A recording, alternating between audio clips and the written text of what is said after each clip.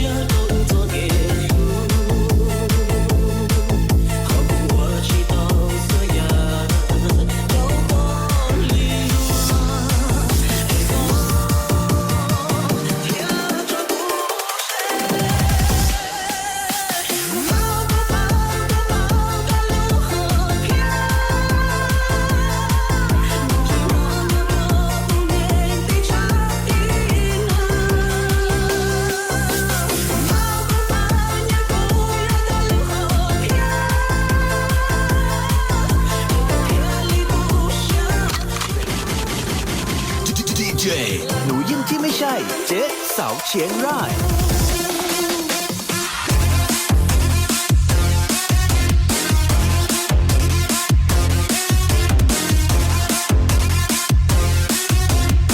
แฟนเก่าก็คือแฟนเก่ากลับมาก็ซี่คือเก่า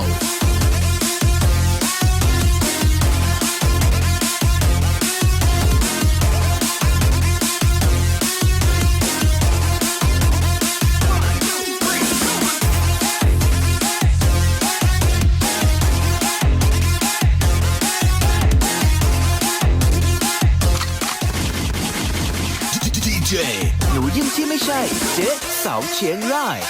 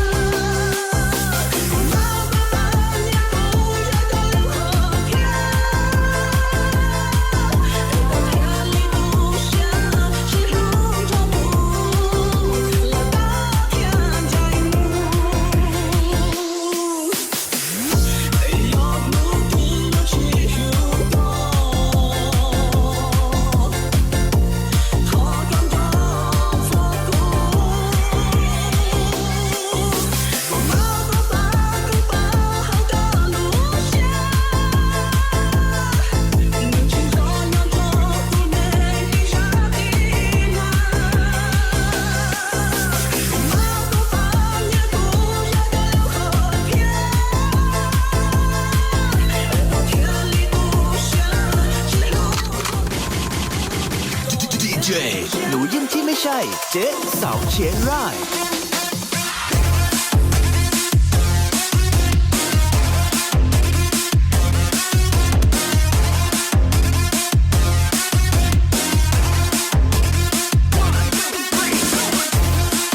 แฟนเก่าก็คือแฟนเก่ากลับมาก็ซี่คือเก่า